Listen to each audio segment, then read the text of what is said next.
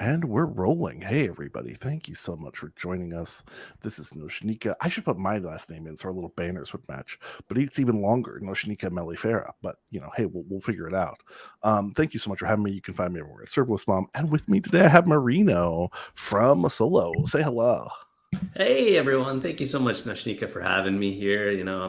I always love hopping on these webinars and web streams, live streams, because I used to do them much earlier on in my DevRel career, but I just haven't had time. And I'll be Yeah. honest, my DevRel career hasn't been long. So, yeah, thank Marino, you for having me. Marino's like one of the people who I send his videos to people where I'm like, do you want something like this? It's like because this is it going really well. So thank you for that. We haven't talked about that before this, but yeah, you're one of the people that I kind of model myself on a little bit, trying to like, how do we produce stuff? How do we keep people informed while like getting a good clip of information? So I asked Marino on because I saw a couple of talks, I believe 2 talks at Open Source Summit North America around Solo, Service Mesh, Istio, and when I saw them, they were largely about the like operational advantages of Service Mesh. And we're going to talk about what a Service Mesh is. Please don't feel lost if you're. I promise we're going to get there. It's in the title, it's in the description. We're going to get there.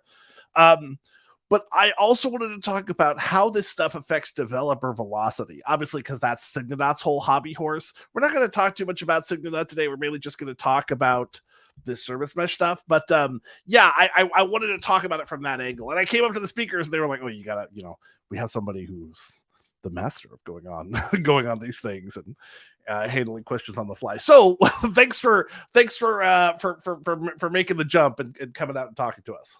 Absolutely. I'm always happy to, and this stuff is near and dear to me. So, if I ever have the opportunity to kind of provide my perspective on, why ops people use it, why developers even consider using a service mesh, let's go, let's talk.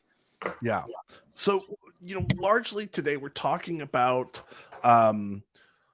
Solo.io. Go check it out. And the concept of connecting different services in a service mesh. And I think the first thing is like, what is that architecturally? And then we'll get to like why we would be doing this. But let's start with what it is. So essentially, right, you're talking about putting multiple services in communication with each other. Stop me if I'm wrong, because I've been on like the Kubernetes thing for a year now, so I can miss badly, as my tech experts will tell me.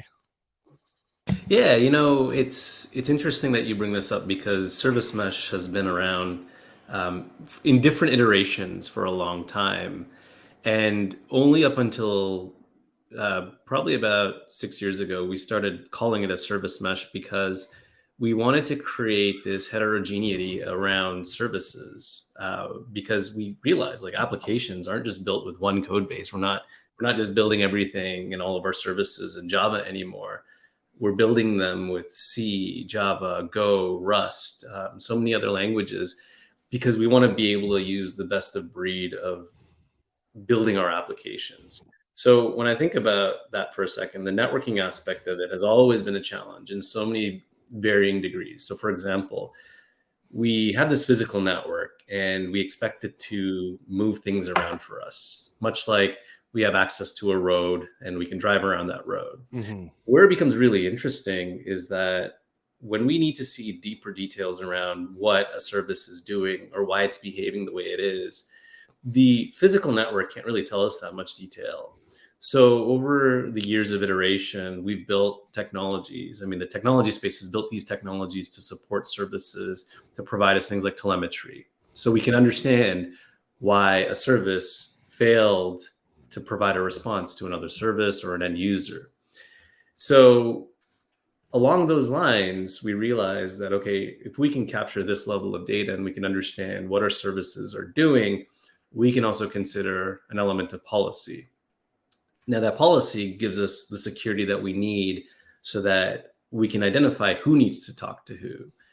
And so now we have these two pieces here, one that gives us this insight as to what an actual service is doing, and another end which actually gives us the security capabilities to prevent us from any kind of attacks or a variety of attacks. But there's another interesting element which falls very much in line with the world of SRE and DevOps, is around connectivity. So how do we connect all these services together and just know where they are? Now, you take this into the world of Kubernetes and it becomes easier, but also much more challenging, because you have to address your strategy around how you would deploy services, how you would make them resilient, how you would operate in a blue-green scenario where you can provide a development environment where you can test your changes and then move those into production when you're ready, but make sure that you're running like environments. Yeah, and this becomes like a really basic thing that we see it signaled all the time, is like, hey, we want to deploy some stuff into the cluster. We want it to be used just for these kinds of requests. But then you come to this point where it's like, okay, like one-off, sure, you can go in and like hard code, like, hey, go and talk only to these IP addresses, right? Or go and do DNS lookup, go and talk only to these services, or talk to these test versions of the service. But then you come to a point where you don't have a lot of overall insight into what's going on, right? And so the fact that like, hey, a bunch of these real user requests are now hitting a test service is just not obvious anywhere. Like, it's not centrally controlled, and so it's really not obvious, and you have just two microservices negotiating a connection between each other without any insight into like what is going on. Well, that's just it, right? I think that's the point. We don't want our microservices to have that level of intelligence. We just want it to do its one thing, and then that's it, right? And that's extremely important, because it really comes down to how we build our images. We're not going to build in certificates into our images. We're not going to build in connectivity patterns into our base images or our containers or apps. We're not going to build in observability that easily into our images anymore, because we want to have something external that gives us that capability. We just want the app to focus on the primary focus, its primary function, so that we can make it a much more optimized and we can iterate a lot faster. Yeah, I've seen a lot of this where it's like you're having people who are supposed to be working on a microservice, right? It's supposed to be this like single use thing. And you find that they're re-implementing authentication and communication standards and even like a whole networking library, because they're trying to communicate with so many different other services. And so it would be so nice if when things deployed, they had a nice standard place to look to for communication. I agree. And I think that's what a service mesh is providing you. It gives you all the necessary underpinnings, and the way it works is through this mechanism called a sidecar. It gives us this level of detail that we never had before. And we could take that and use other tools to see what our applications are doing, what that request path looks like.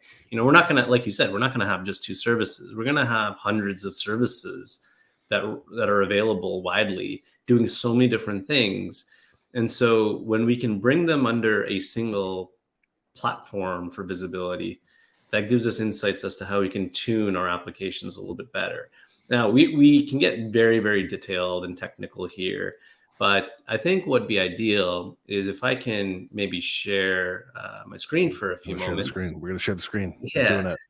I'll share my screen for a few moments here, and I just want to trace through some of the key aspects of that service mesh and why we got there. So let me go ahead and share. Let me present, share screen. Don't show these tips again, because Did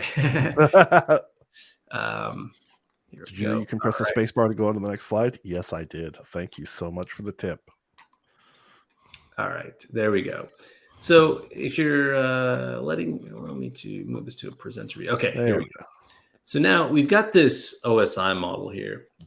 This OSI model is actually pretty important to us because it allows us to understand how data moves through a network and how it ends up showing up, like, the video call or the shared screen that we're seeing at the moment.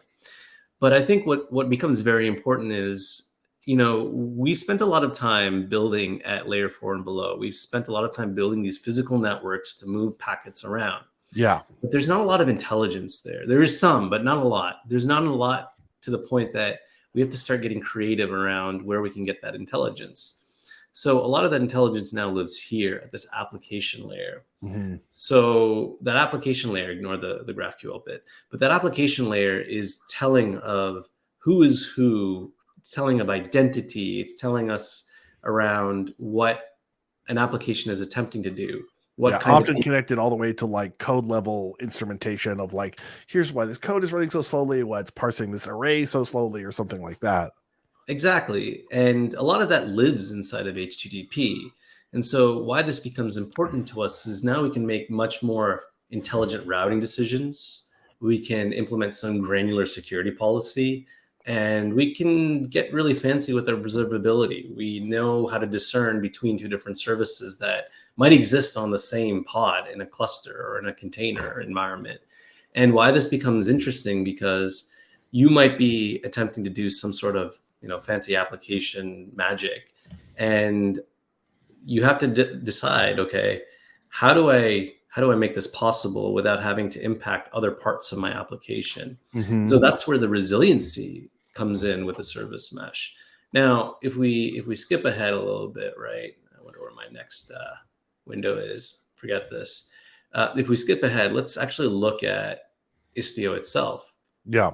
So Istio, as an open source technology, is an excellent service mesh. I mean, there are many other service meshes that exist out there. There's Linkerd, there's even Kuma Mesh, Cilium has their own, and they operate in different models, because it really comes down to the viewpoint of what's on the network and how we build our network. Now, if you take a look at Istio, it's addressing a good chunk of that OSI model Mm-hmm. through the lens of how we connect different things. So, for example, I mentioned this earlier. If I'm trying to do a canary style deployment, or I'm trying to do a dark launch of the service and then eventually canary to that new launch or that dark launch, I need some sort of mechanism to make that possible.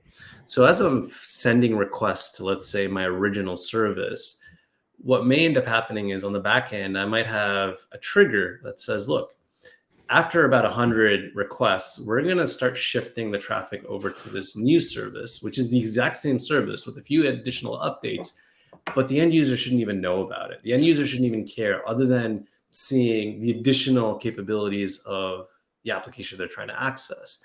Now, And this is where we really get to this, like, you do not want to be building this into an image, right? yeah, Like, once you start saying, hey, we've reached the scale and we need canary deploys or blue-green deploys, realizing that, hey, we built a lot of this request routing into our individual images, you're going to realize, like, this is one of these points where someone's going to say, hey, I want to add this very scale appropriate feature, and you're just going to be like, no, we can't do that, right? Like, we don't exactly. have the ability to go and rebuild all these images with this logic.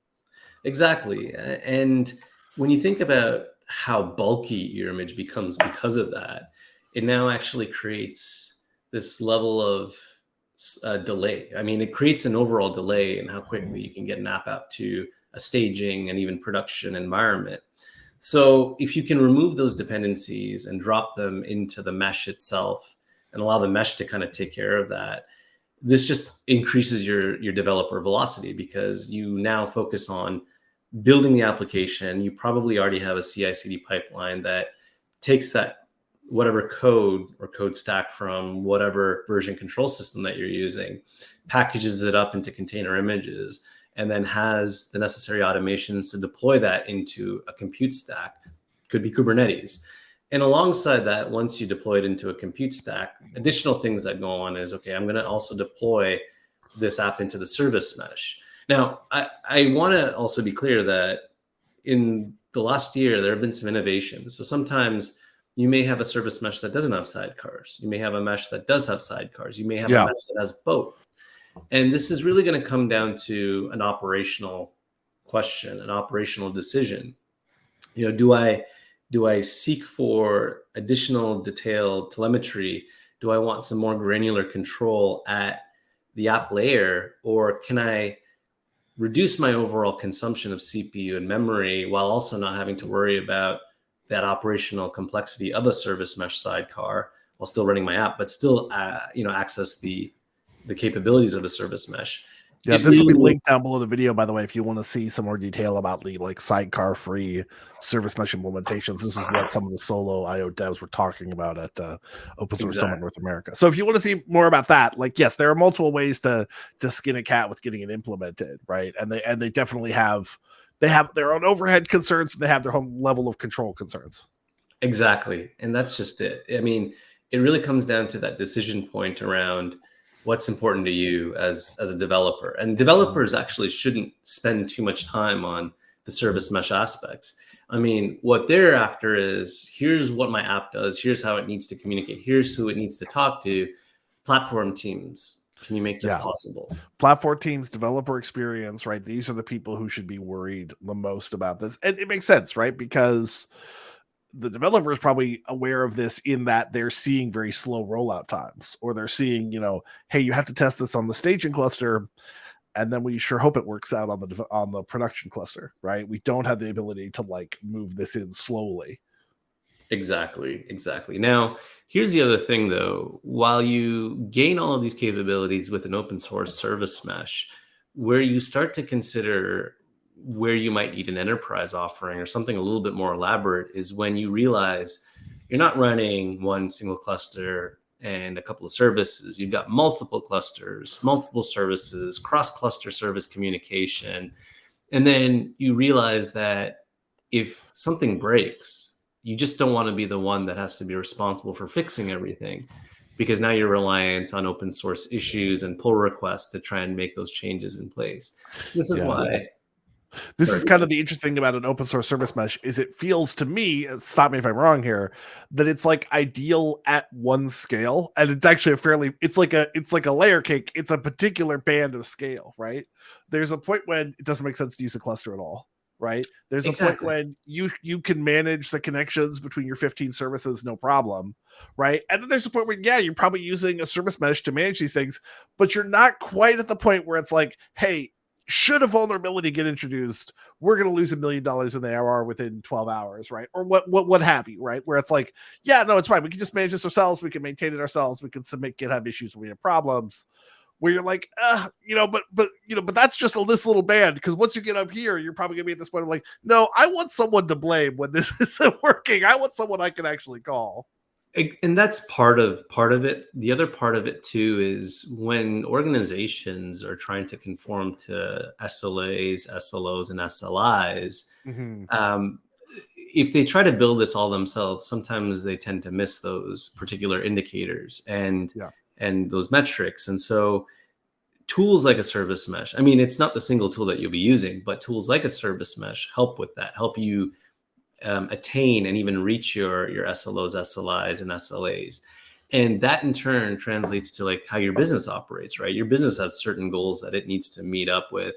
And if your technical goals can't align with those, if those technical capabilities in your platform don't align with those business goals, well, you're going to be in trouble. And now you can't deliver on what your application says it can deliver on, or a SaaS product, or whatever it might be. Yeah, some of that I've seen, I was looking at like the conversations around this on Reddit, and they said, you can use an open source tool and it's a good idea.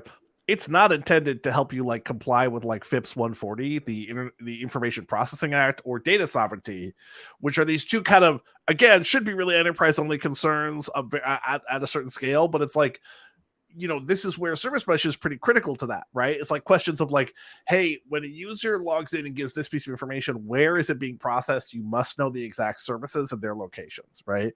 Where it's like, you want something that's designed to be used by those enterprises trying to do compliance, and not just a more standard tool. Exactly. And so let's kind of go back in time a little bit.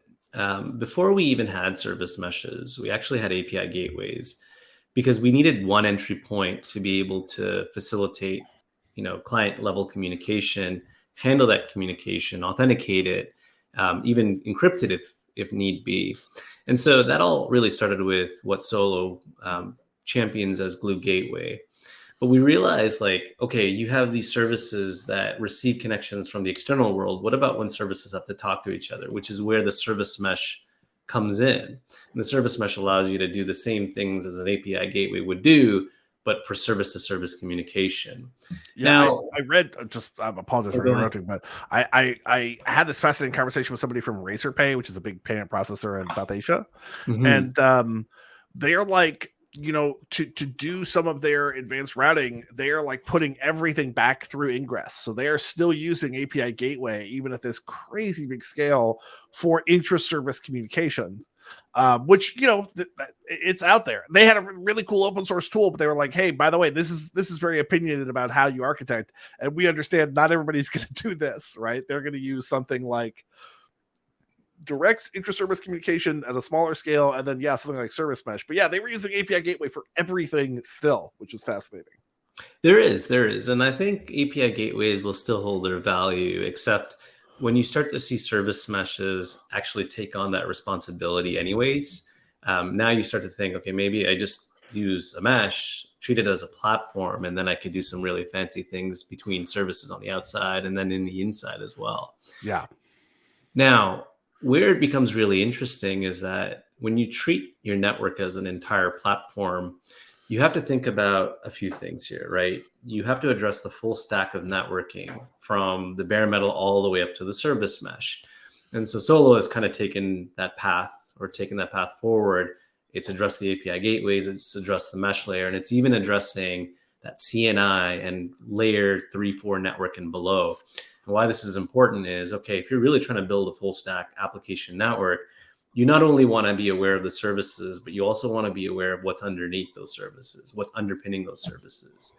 But then the other part to that is, okay, you have operators and platform teams that manage this. Now you have developers that have to consume this, but you don't want them to sit there and deploy it. So the approach here is that internal developer portal. You give developers a portal to say, look, okay, I've got these apps that I've built. Now these apps need to attach to your network and do the things that they normally do. Give me a portal that I can interact with to deploy the necessary pieces, and I can get going. So what that means is not that you're offloading the ability of giving developers the keys to deploy your sidecars, your API gateways. You're giving them artifacts or access to APIs that allow them to tie it to their applications to say, hey, when I build this, also do this so that this app now becomes a part of the mesh. And then platform teams can take on that and then start analyzing and understanding what they're managing on their network. So to complete that story, Solo calls this Glue platform. Because, all right, you have the aspect of building up the network. So you have a platform, but you also have developers that tend to consume this platform as well. So here's your developer portal. Yeah, this is a massive piece. Is like, it makes a ton of sense to be thinking about how what developers consume versus like what someone might consume through an API gateway are really very, very separate concerns. And at first, we sort of let developers implement this stuff ad hoc, but it's very critical for the platform to start thinking of their developers as users. That's why I love like the developer experience, like concept, because once you get to a certain scale, that really is what you're dealing with. Exactly. So, when it comes to the network itself, this becomes much more of an easier platform to manage because you get access to the CNI, the container networking interface, where all pods connect in. And then you get access to the mesh layer, which now you can say, look, all these pods are talking, but now I need to implement some deeper logic into how these pods communicate. And to be able to control that from a single platform becomes far more valuable than allowing a single entity to kind of manage it all. So I bring this up because there might be patterns that are out there where you have one system, one control plane that tends to handle it all. Now, that actually can be challenging and also dangerous to a degree, because when you have a control plane that actually goes down, even if it's set up in high availability, there are its own inherent challenges alongside that. You suddenly now switch your nice cluster to having a single point of failure. Exactly. So the model that Glue takes, that Solo has decided to take with Glue platform, is we have a number of control planes there, and we have a control plane that will manage those control planes for you. And it uses the concepts of GitOps to be able to achieve that. So as you make your changes into Git or your version control system, that gets reflected appropriately back into your platform, which is exactly how the internal developer portal is supposed to function as well. So, alongside that, I also want to talk a little bit about ambient mesh for a second. This is that sidecarless approach, because the sidecar has been around for a long time, and there are inherent challenges with the sidecar at times. So from a security standpoint, the sidecar has to modify routing inside the kernel stack to allow for traffic to be redirected through the sidecar and over to the rest of your mesh. Oh, I hadn't thought about this. Like, right, it's not like when we implement sidecars, we go in and rebuild all of our images, right? So we have to go in and hack our way in and say, hey, let me take what requests come in. Exactly. Yeah. Okay. So it's the interface by which a service needs to communicate through. But in order for that to occur within that network namespace of a pod, now the sidecar needs to be the one that interfaces with the rest of the network, and the actual main container is just sending all of its communication through that sidecar or actual proxy. Now, there's a challenge here, though, because there are certain applications that really don't benefit from having a sidecar, or certain applications that suffer from race conditions. So when you stand up an application or a workload inside of your environment, sometimes your application might come online before your sidecar. So there's some tuning required to prevent that. There are other situations where there's added latency that can impact the way an application responds. So yeah, this was the first thing I thought of when I saw the presentation. I was like, oh yeah, latency concerns, right? Exactly. So now we have these challenges that we have to address. How do we address them? Well, if we remove the sidecar, we still want mesh-like functionality. How do we achieve that? This is how ambient mesh was born. So ambient mesh actually takes on the sidecar capabilities and distributes them at the node level versus at the pod level. And so that allows you to reduce your overall, memory and CPU consumption while simultaneously not be intrusive. So the intrusiveness is, okay, now I'm sticking another container into your pod so that it can do things. If I still give you that functionality, but not inject a container into your pod anymore, I can still do the same things. This is less intrusive. This may fly with your security teams. So in ambient mesh, we implement this model called the Z-tunnel and the waypoint proxy, where the Z-tunnels act as sidecars. They assume the identities of services, and they tunnel to other Z-tunnel pods that exist across nodes, because we treat this like a daemon set, and we allow these Z-tunnels to operate on a per service account basis. So now you have unique identities that flow through the Z-tunnels. You still have that MTLS, or that mutual transport layer security between your services, except the sidecar is no longer present at the app level. It's only present at the node level. And then you still have your layer 7 policies as you need to. And if you decide, hey, I want to implement an authorization policy that limits what a service can do to another service, or how it can read data from another service. But, oh, by the way, I still want to be able to trace with, the B3 header information, who is talking to who, and who is in my request path all the way throughout all the services that get touched. So ambient mesh still provides what a sidecar service mesh still does. It just becomes a situational decision. Okay, do I need the sidecar? What applications am I running? What are my security teams telling me? And can I afford this from an operational standpoint? Can I afford to, add this extra overhead into my operations? Is really what I'm driving towards. So that conversation really comes down to a technical decision that platform teams need to discuss with the rest of their teams in their environment as well, which the developers can come in and even really not worry about much, because guess what? The patterns for them still exist. I mean, we're still going to write our code. It's still going to use some sort of image builder, container as output, gets deployed onto a cluster, and there's going to be some mesh that does something for us. Yeah, I'm curious about it. My initial read was that ambient mesh is sort of, is appropriate to the fact that any kind of service mesh solution is opinionated about how you're architected, and the ambient mesh was always going to be, one way to skin a cat, right? Like one way to get this implemented given particular engineering constraints and needs. Do you feel like it's like an inevitable evolution, like moving towards this, or is it always going to be like, hey, there's kind of 2 ways to get this done?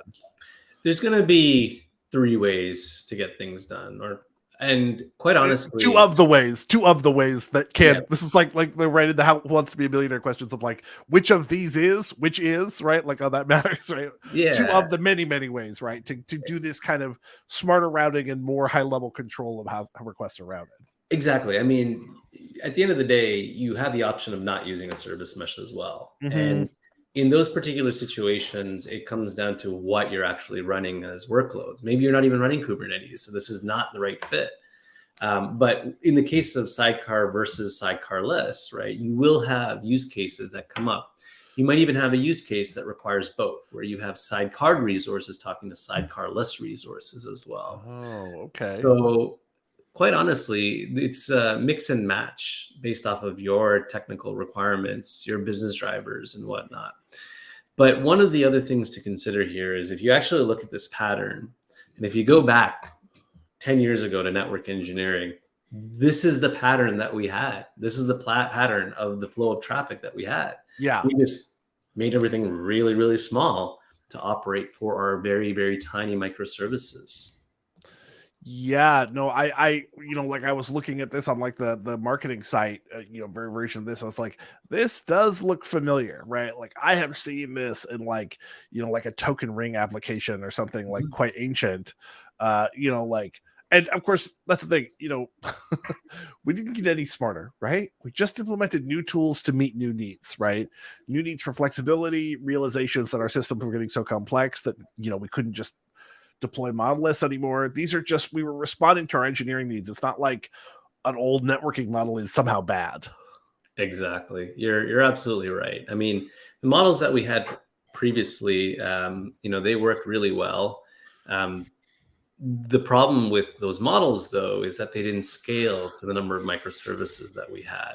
So the last thing I'll mention is that, I'm glad we're getting to talk about this because, this is my experience too, right? Is that you go to talk about advanced, cluster engineering and containerization topics, and a lot of people are like, just how do I learn about this? How do I get somewhere with my knowledge about this? So yeah, let's talk about Solo Academy. Yeah, exactly. So about a year ago, our community team decided, hey, let's build some free training that people can come in and jump and learn about a variety of open source technologies. So, when you think about the open source technologies that underpin a service mesh, an API gateway, what we do with Glue, it really falls back to things like Envoy, Istio, Cilium, and even some foundational networking concepts as well. And so we built an academy that folks can just go jump in. It's academy.solo.io for those that are looking for the URL. You head over there and, this is self-paced. Learn at your own pace. Learn with hands-on. Like you basically have this nice sandboxed environment. You can play around with Cilium. You can play around with Istio. You can play around and learn the basics of networking all the way up to why we use a service mesh. And then there are other environments too that allow you to dig into what eBPF is, how to build apps with eBPF.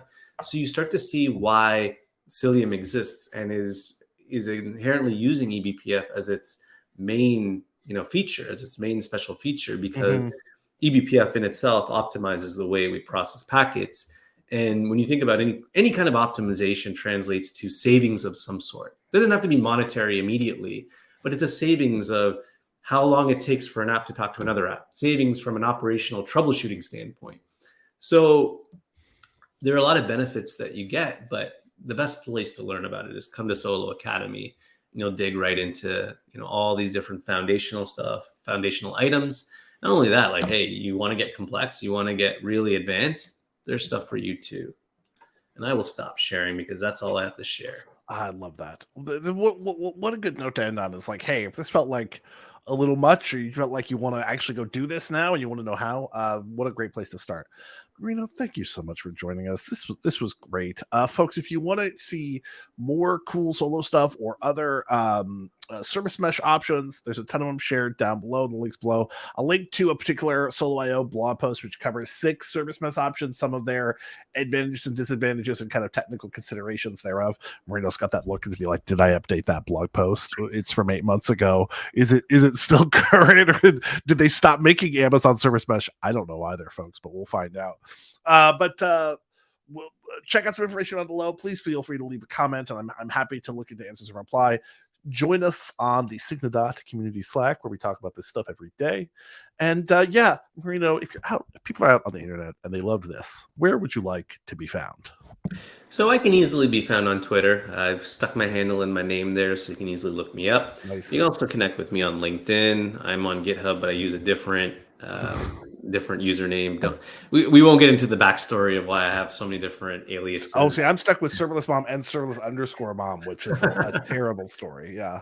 Yeah, no, I get that. And then you have now alias sprawl at this point. But yeah, I think LinkedIn and Twitter are the best places to connect with me. If you've got specific solo questions, hit me up there, or you can even go to marino.wijay@solo.io, and I'll be happy to answer your questions. And you can even join us on Slack, solo.slack. Dang, actually, I can't remember it now. Slack.solo.io is what it is. There you go. Slack.solo.io. Come join us. All right, I'll put it down in the show notes because I was not quick enough to put it up as an on screen. But yes, it is slack.solo.io. Thank you so much, everybody. We will see you next week. See you, everyone. Thanks, Nashi, Nika.